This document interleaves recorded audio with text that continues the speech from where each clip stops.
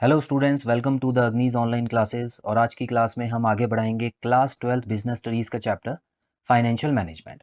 सो students, अभी तक हम फाइनेंशियल मैनेजमेंट में रोल ऑफ फाइनेंशियल मैनेजमेंट और ऑब्जेक्टिव्स ऑफ फाइनेंशियल मैनेजमेंट कर चुके हैं। तो आज की क्लास में हम नया टॉपिक शुरू करेंगे, फाइनेंशियल डिसीजंस। सो स्टूडेंट्स, पिछली क्लासेस में डिसीजंस को लेके काफ़ी बार मैंने आपको बताया है कि फाइनेंशियल मैनेजमेंट को अलग अलग तरीके के डिसीजंस लेने होते हैं।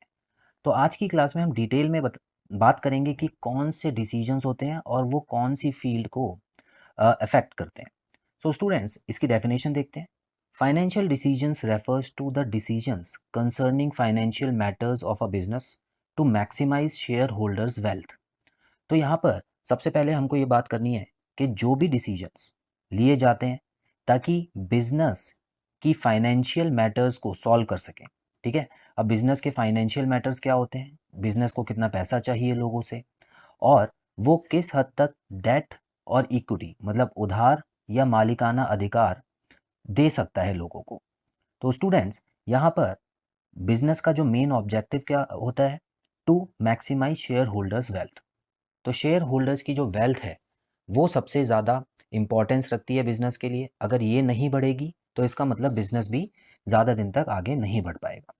सो सभी डिसीजंस जो कि बिजनेस के लिए होते हैं, बिजनेस में फाइनेंस पाने के लिए या फाइनेंस का अरेंजमेंट करने के लिए, ताकि हम लोग उस फाइनेंस को यूज़ करके अपने शेयर होल्डर्स की वेल्थ को बढ़ा सकें, उसी को बोला जाता है फाइनेंशियल डिसीजंस। आगे बढ़ेंगे। It concern with three broad decisions. तो इसमें तीन डिसीजन बहुत मेन होते हैं स्टूडेंट्स, जिसके बारे में पहले भी बता चुका हूँ आपको, लेकिन डेफिनेशंस क्या है इसकी आगे देखते हैं। सबसे पहला डिसीजन है स्टूडेंट्स, इन्वेस्टमेंट डिसीजन। तो देखिए, सबसे पहले यहाँ पर इन्वेस्टमेंट डिसीजन तो है, लेकिन मैं चाहूँगा कि आपको सेकंड वाला डिसीजन पहले पढ़ाऊँ, फाइनेंसिंग डिसीजन। देखिए, क्योंकि सबसे पहले प्रोसेस में यही आता है। इसका मतलब क्या है कि जब भी कंपनी ये सोचती है कि हमको क्या करना है इस साल या हमारे क्या टारगेट्स हैं, तो उसको फिक्स करती है कंपनी। उसके बाद कंपनी को पैसे का अरेंजमेंट करना होता है, फाइनेंस का अरेंजमेंट करना होता है।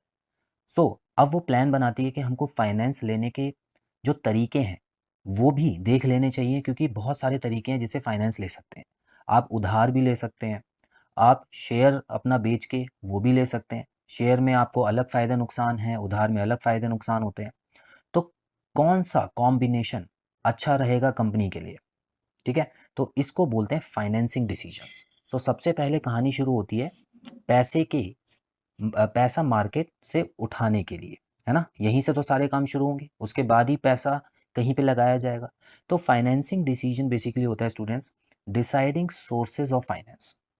कौन से सोर्स से आप पैसा उठाना चाहते हैं, इसको हम एक रेशो से भी समझते हैं, डेट एंड इक्विटी। ठीक है, एक रेशो होती है स्टूडेंट जिसको बोला जाता है डेट टू इक्विटी रेशो।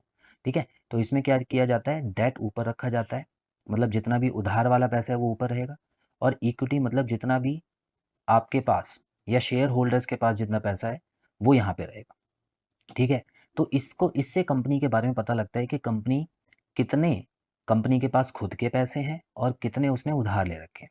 तो उसको बोला जाता है डेट टू इक्विटी रेशो। सो ये वाली रेशो जो होती है वो सही होनी चाहिए, वो ज़्यादा बिगड़नी नहीं चाहिए स्टूडेंट्स। डेट अगर ज़्यादा हो जाता है, डेट कंपनी पे ज़्यादा है और कंपनी के पास उतना पैसा नहीं है, तो समझ लीजिए कंपनी उस समय अच्छी हालत में नहीं है। तो फाइनेंसिंग डिसीजंस कुछ इस प्रकार से लेने हैं कि उधार भी लें और आप पे ज़्यादा उधार भी ना हो। ठीक है, इन दोनों का कॉम्बिनेशन करना पड़ता है। आगे की क्लास में स्टूडेंट्स हम ये सीखेंगे कि कोई भी कंपनी सिर्फ इक्विटी पे काम नहीं करती है।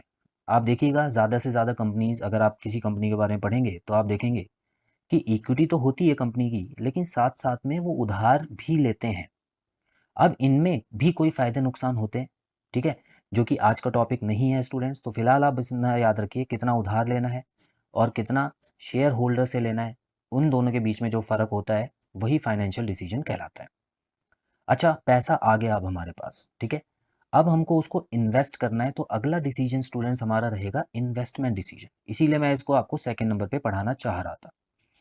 इन्वेस्टमेंट डिसीजन में वही सब आ जाएगा कि आप फिक्स्ड एसेट्स में करना चाहते हैं इन्वेस्ट, या करेंट एसेट्स में करना चाहते हैं इन्वेस्ट, आप लॉन्ग टर्म लोन लेना चाहते हैं या शॉर्ट टर्म लोन लेना चाहते हैं। ठीक है, तो ये सारे जो डिसीजंस हैं ये अफेक्ट करता है आपके प्रॉफिट को। अगर आप लॉन्ग टर्म डिसीजन लेते हैं स्टूडेंट्स, तो क्या होगा कि कंपनी बहुत सालों तक, कंपनी के ऊपर बोझ पड़ेगा इंटरेस्ट का, और कंपनी का प्रॉफिट इफेक्ट होता रहेगा। लेकिन शॉर्ट टर्म अगर फंड्स लेते हैं तो इसमें भी एक इसमें फ़ायदा नुकसान है।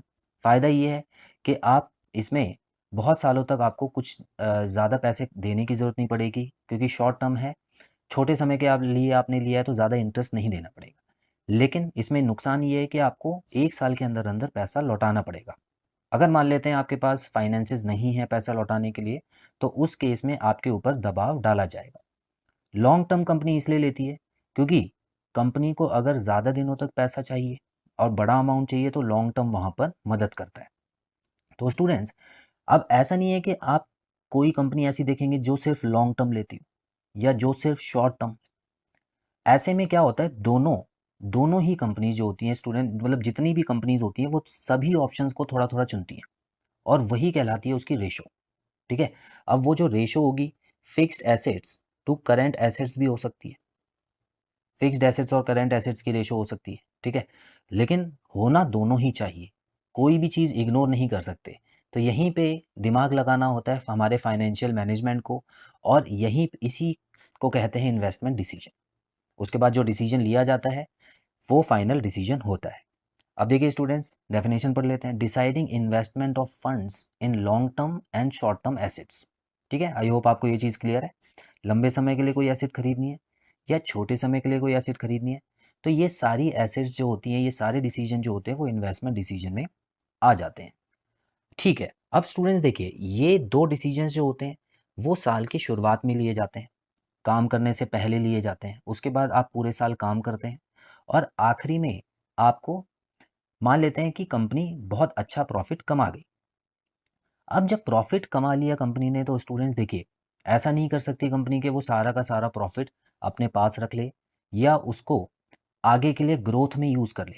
कुछ ना कुछ हिस्सा जो है कंपनी को अपने शेयर होल्डर्स को देना होता है, या अब जो भी डिविडेंड लेने वाले लोग हैं, इंटरेस्ट लेने वाले लोग हैं, उनको देना होगा।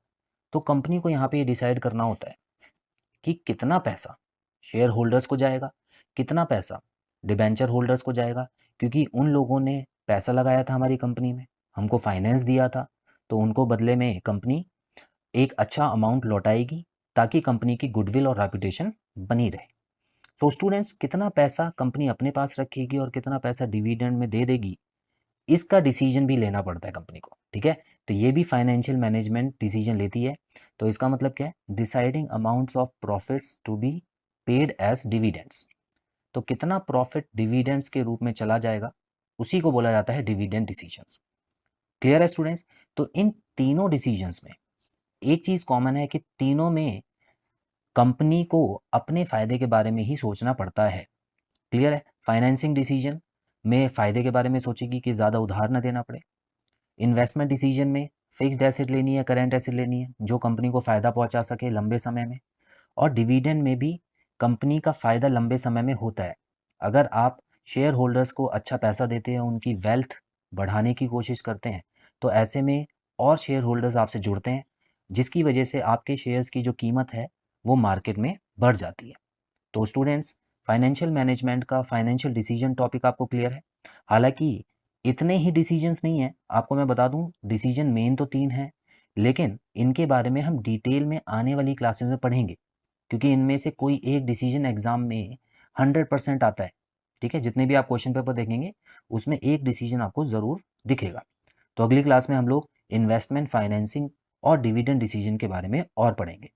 सो स्टूडेंट्स, आज की क्लास यहीं ख़त्म होती है। आई होप आपको सारे टॉपिक्स क्लियर हैं। बहुत जल्द अपनी अगली क्लास में मिलते हैं। Till then, bye bye.